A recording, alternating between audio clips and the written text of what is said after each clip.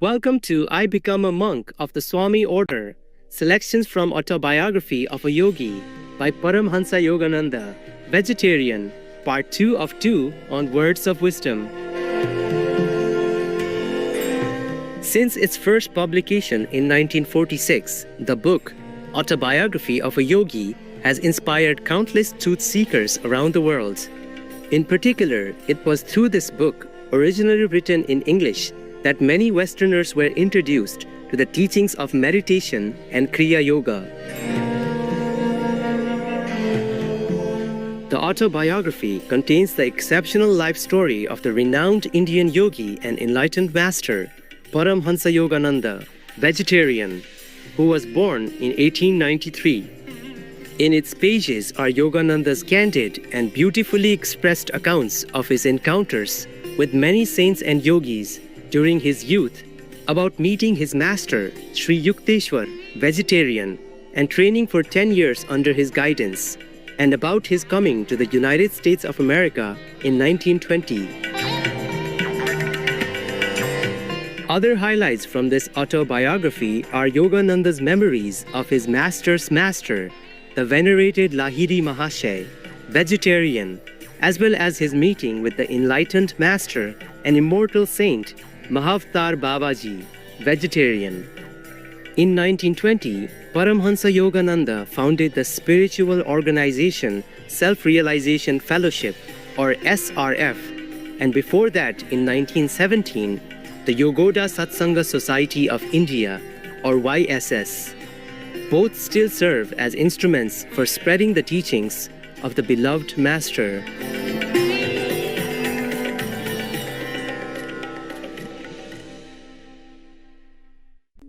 Let us continue with Chapter 24, I Become a Monk of the Swami Order, from the book Autobiography of a Yogi by Paramahansa Yogananda, vegetarian. Chapter 24, I Become a Monk of the Swami Order. Sri Yukteswar was both a Swami and a Yogi. A Swami, formerly a monk by virtue of his connection with the ancient order, is not always a yogi. Anyone who practices a scientific technique of God contact is a yogi. He may be either married or unmarried, either a worldly man or one of former religious ties. A Swami may conceivably follow only the path of dry reasoning, of cold renunciation, but a yogi engages himself in a definite, step-by-step procedure by which the body and mind are disciplined and the soul liberated. Taking nothing for granted on emotional grounds or by faith, a yogi practices a thoroughly tested series of exercises which were first mapped out by the early rishis. Yoga has produced in every age of India men who became truly free, truly yogi Christs. Like any other science, yoga is applicable to people of every clime and time. The theory advanced by certain ignorant writers that yoga is unsuitable for Westerners is wholly false and has lamentably prevented many sincere students from seeking its manifold blessings. Yoga is a method for restraining the natural turbulence of thoughts, which otherwise impartially prevent all men of all lands from glimpsing their true nature of spirit. Yoga cannot know a barrier of east and west any more than does the healing and equitable light of the sun. So long as man possesses a mind with its restless thoughts, so long will there be a universal need for yoga or control. The ancient rishi Patanjali defines yoga as control of the fluctuations of the mind stuff.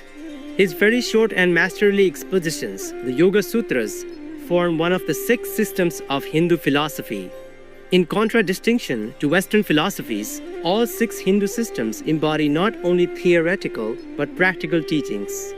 In addition to every conceivable ontological inquiry, the 6 systems formulate 6 definite disciplines aimed at the permanent removal of suffering and the attainment of timeless bliss.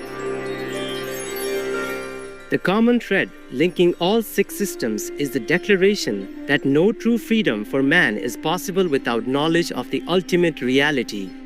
The later Upanishads uphold the Yoga Sutras among the 6 systems as containing the most efficacious methods for achieving direct perception of truth. Through the practical techniques of yoga, man leaves behind forever the barren realms of speculation and cognizes an experience of the veritable essence.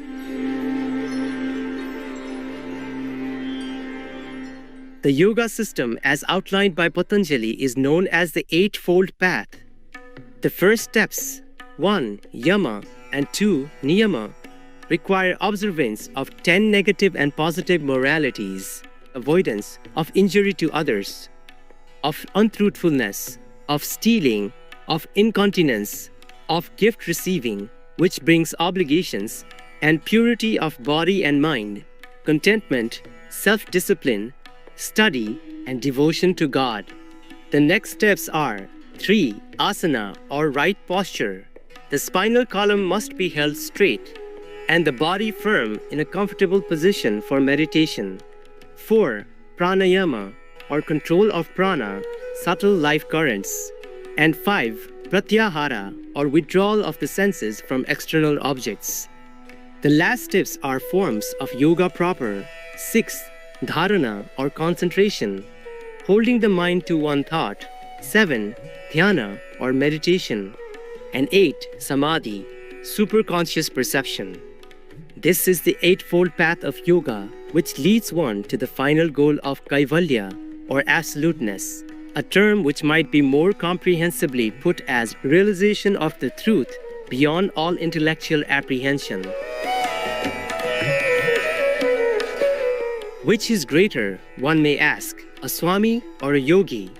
If and when final oneness with God is achieved, the distinctions of the various paths disappear. To fulfill one's earthly responsibilities is indeed the higher path, provided the yogi, maintaining a mental uninvolvement with egotistical desires, plays his part as a willing instrument of God. There are a number of great souls living in American or European or other non-Hindu bodies today who, though may never have heard the words yogi and Swami, are yet true exemplars of those terms. Through their disinterested service to mankind, or through their mastery over passions and thoughts, or through their single-hearted love of God, or through their great powers of concentration, they are, in a sense, yogis. They have set themselves the goal of yoga self-control. These men could rise to even greater heights if they were taught the definite science of yoga, which makes possible a more conscious direction of one's mind and life.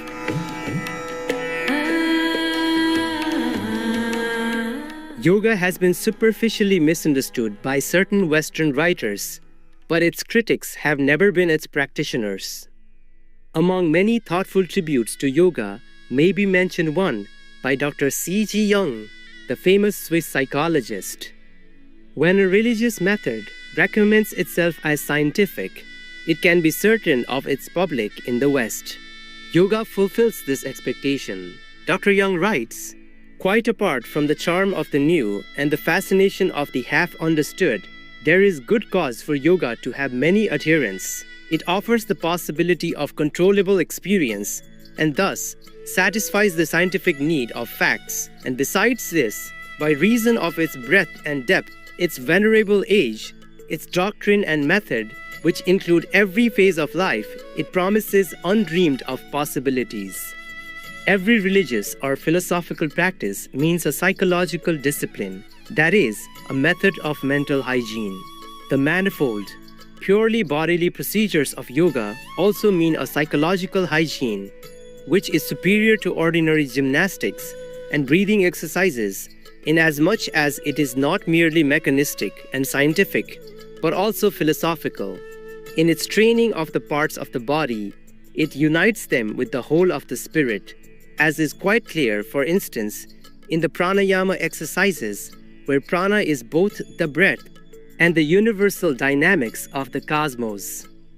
When the thing which the individual is doing is also a cosmic event, the effect experienced in the body or the innervation unites with the emotion of the spirit or the universal idea, and out of this there develops a lively unity which no technique, however scientific, can produce. Yoga practice is unthinkable and would also be ineffectual without the concepts on which yoga is based. It combines the bodily and the spiritual with each other in an extraordinarily complete way.